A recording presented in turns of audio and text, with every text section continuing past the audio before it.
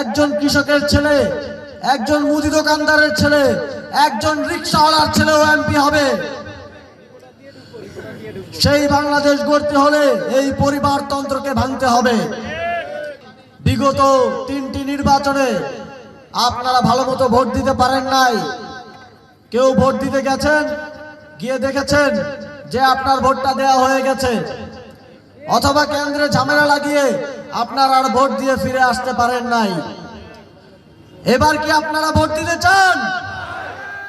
এবার কি সবাই ভোট দিতে চান? শুধু চাইলে হবে না, এবার ফজরের নামাজের পরে কেন্দ্রে উপস্থিত থেকে আপনার ভোট তো নিশ্চিত করবেনই, আপনার পাড়া প্রতিবেশী, আপনার কেন্দ্রের অন্য সকলের ভোটারের ভোট নিশ্চিত করে ফিরে আসতে হবে।